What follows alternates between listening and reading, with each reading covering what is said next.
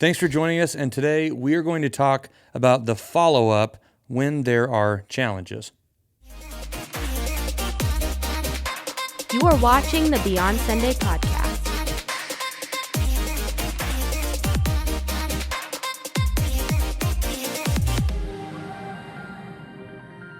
So last episode, we talked about the reality that there will be challenges. Right. It's inevitable. We are human. This True enough. is flesh interacting with other flesh. There will be, Yep. maybe by your face, a weird way to say that, but Probably a weird way to say that, but true. I got it. But true. So there will be challenges. Now, the question is, what do we do when the challenges arise? We kind of talked last time about maybe what to do in the moment, but what happens after the fact? Is there a follow-up? Should there be a follow-up? Right. What do we do after conflict? Yeah. Anytime that there's conflict, I think it has to have a follow-up of some kind. There has to be an evaluation. So I think there's two follow-ups, maybe a two-part follow-up. One, self-follow-up. Yeah. So I've got to check in with myself, do some evaluation, like, okay, how did that go? Get real honest with yourself. Were there any things that were harsh or out of bounds that I did or I said? Think about Jesus' words, always a good idea. Take the log out of your own eye. Good opportunity to do that right there. We talked about previously, did I take anything that was said a little too personally? I let that kind of dig in a little deeper. They didn't necessarily mean that. So I think there's a self-evaluation. And then I think there's an external follow-up. So I've checked myself first, then I go and follow up with you. So two parts, I think, at least. And how important is it to do the self follow-up first? Oh, dude, it's huge. Yeah, because, if I go, you know what, that didn't go well, I'm going to go have a word with Zach. Okay? If I haven't said... If I haven't solved some of this down inside and gone, you know what, I'm going to go give him a piece of my mind. You know what, that didn't come out well. He needs to okay, now I'm looking for the relational win, and I'm about ready to have another loss added to the pile instead. But, if I have the self-evaluation first, we start going through all the things we talked about last time. I've allowed, the thoughts to be taken captive. Those things that go, you know what, he did that on purpose. Whoa, hey, hang on. Grab hold of that thought. Take that one captive. Yep. You know what? He meant that. No, hang on. Don't assign meaning for him. What did I feel? Take that captive. What was he saying? Listening more, even replaying things, and then going, you know what? I was out of bounds. And I know he's a good guy, and he wouldn't want that. So let me just, assume, and this may feel super dangerous for a lot of folks, but let me assume that who I'm dealing with is a good person. They actually care about our relationship, and let me go back now and talk about it. Yeah. So yeah, I think I think if you don't do the self-evaluation first, the follow-up may be conflict round 2. I think a lot of times I need to give him a piece of my mind is Guilty of that one. I think it's honestly pure evidence that I have not first done the self-evaluation, because I would probably argue that any good first evaluation of self would stop me from that. Right. And it may not even sound that direct. Like, that sounds really aggressive. Right. I'm going to give them a piece of my mind, but it may sneak past the filter by having, the label of something like, they just need to understand. And, it translates the exact same way. Yeah. But yeah, I think that's huge. And then I think if you do have any check in you, if there's something that goes on, and this can be hard, maybe this is something we need to talk about at some other point, but if you have any part in your side, when you do that evaluation, you go, you know what, I overstepped there. Doesn't matter how bad the other person overstepped or, whatever feels they crushed down inside. It's probably part of your evaluation process to figure out, I need to go and apologize. And you go, well, it's like 95% their fault, 5% mine. That's usually how the math works. That if that's the case, clearly more your fault than mine. It's always been more their fault. Yeah. Always has been. In all the history of wrongness, it's always been more theirs than mine. But when you do that, figure out whatever your part is, as the follow-up, I'm at least going to apologize for my part. Regardless of whatever else comes out. You may never apologize for your part, but I'm going to apologize for my part. That has to be part of the follow-up if I intend to actually do any maintenance or building up in the relationship. Yep. Has to. And I would even argue that, like, so let's say you and I have conflict, and then That never I happens. do good. Never has happened. Very rarely, in all honesty. Don't want to mischaracterize it, but no, it has. But I do good, healthy self-evaluation. Right.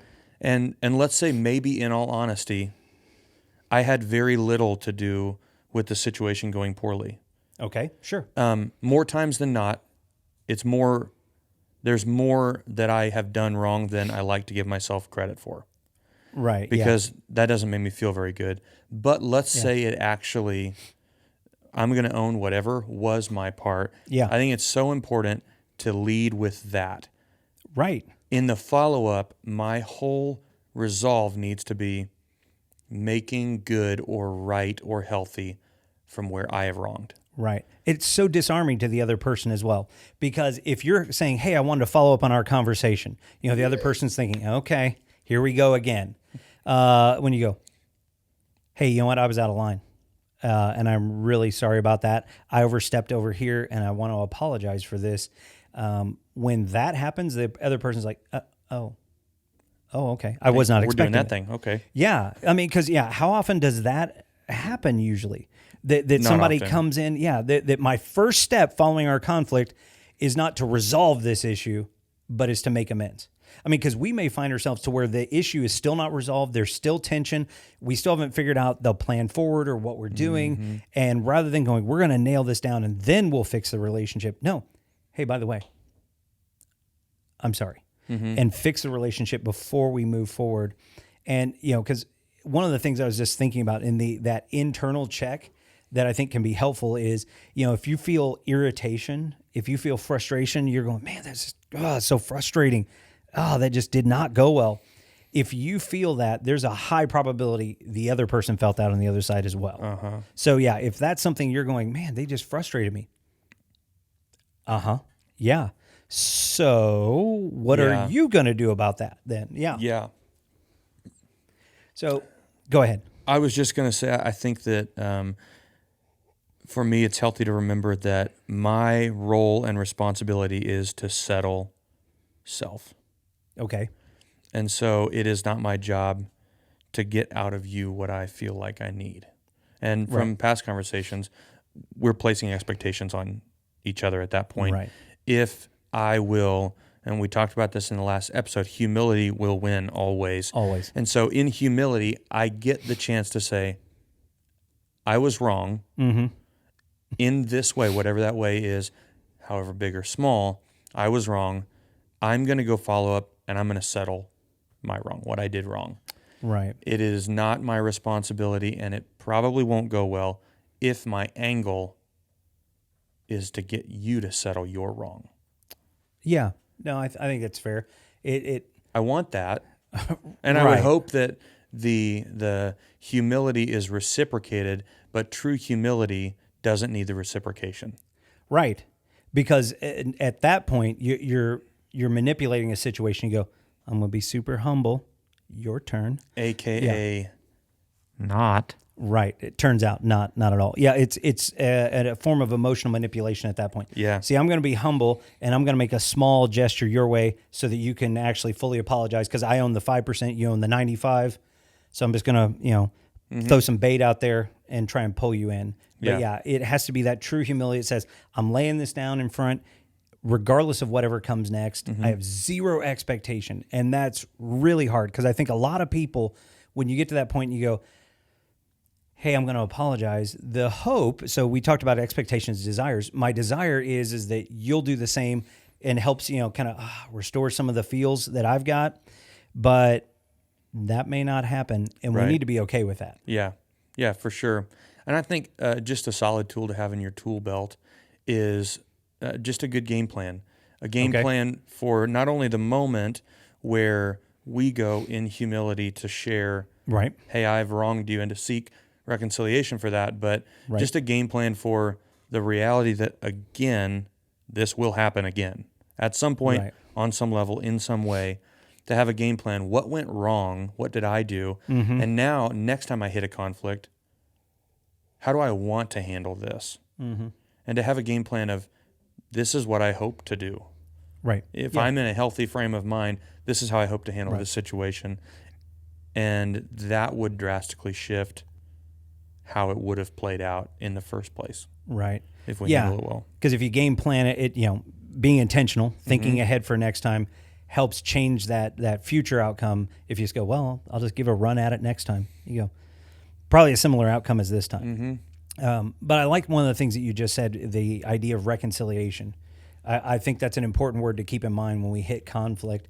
And there's some things that I think we need to keep in mind as we think about reconciling is that one of the first things, I think you have to remember what you have in common to begin with. Because right now you're at a point of difference. Whether it's different perspective, opinion, different feelings about an issue.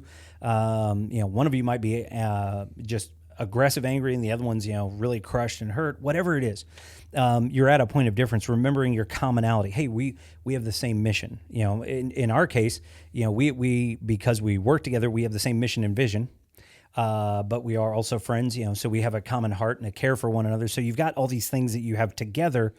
And I think before you really approach anything else, because the divide is right in front of us, I need to pull the divide out and remember what we have in common. And I think that's a good first step into the reconciliation. Right. Yeah. No, I agree. And I think just continuing to teach and remind ourselves that I am for people. I am for you. I am for Right. so-and-so. I am for so-and-so.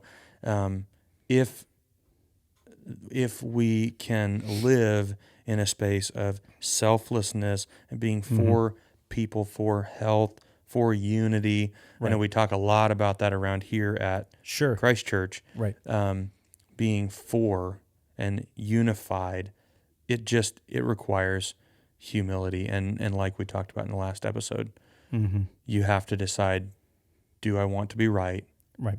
Or do I want to be in relationship with yeah. you?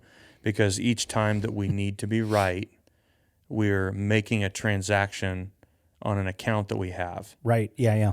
And they can run out of money really quick. Right. Yeah, I had a mentor friend, our shared mentor, great guy that he was talking about that relational account. Sometimes it builds up, sometimes you spend out of it, but I think it's important to keep that in mind. That sometimes we have to remember we've got a good relational account. And sometimes the conflict feels like, man, that account's drained down. But in reality, yeah, we took a withdrawal on it. But reconciliation builds back into that. I can build that right back up. I just need to invest back into that relationship. And I think reconciliation, remembering that person's heart. One of the challenging things that you just said, you said, hey, with this person, or you said, we're for people. That may be the harder part, and for me it is at least, like, if it's you and me, if it's, I'm having conflict with my wife or my daughter, something like that, you go, I'm definitely for this person. I've got that relational account. But what about if for that person? Exactly. I am But not for that person. That one. Right. Or you use the word, you said people. I don't know you. I'm kind of in my gut, I'm not for you, but from our perspective as a Christ follower, I am for you. Jesus said, hey, you've heard it said, love your neighbor and hate your enemy. He goes, but I tell you, love your enemy and pray for those who persecute you. So yeah, all people I'm supposed to be for. And I think that can be a real big humility, gut level change when you're going, yeah, I'm not only for the people I really love, I'm for people. It's like, oh man, that's a little rough. It's a simple idea to think about, Right? But it's a large thing to wrestle and reckon with. For our life to fall in line with being for people, Right. because then I am going to choose humility, no matter the cost, Right. because I'm going to be for you, Right. not for myself. Well, and and think about that as we talk about sharing your faith and things like that. As as followers of Christ, we're supposed to share our faith and go and reach people and help them to become and lead them as followers of Christ. How great of a testimony is it? Not just go, hey, I go to church and you should come, but that in your conflict, you can go, no, but I'm for you, and because that is so different than anything you'll encounter. The world doesn't have that as an answer. The world is, be right, figure this out, win. But yet as a follower of Christ, we have the option to go, no, I've got a different plan. I've got a different path. And so being for you and actually resolving our conflicts in this way can be one of the biggest testimonies that we have for the people around us. Mm-hmm. Yeah, I think that is one of the most masterful ways to wreck the plan and schemes of the enemy. Right. Yeah. Is to be for the people that are against you. Right. Because when you meet opposition with, I'm going to make up a word, forness, when I am for you, I assume that's not a word, but when you meet the opposition with humility, they don't know how to respond. Right. And their methods, their tactics don't work the same. Right. And so I think it's important for us to remember to be for our brothers, our sisters, and the people that have wronged us, are actively wronging us, or that we don't know. Right. Yeah, yeah. The people who are against us, we are for them. And so it's allowing ourselves, not only our minds to be captivated and made obedient to Christ, but our whole lives, our whole actions, our whole beings obedient to Christ. And so the reality is challenges will happen. We should be humble enough to take the next step to follow up with them. Right. Evaluate ourselves and let's lead with that. Let's meet the opposition or challenge with humility. And I think that really begins to move the needle and it'll do amazing things. So thanks for joining us today. That's what I know for now. See you. This has been another episode of the Beyond Sunday podcast. And don't forget, like, share, and subscribe.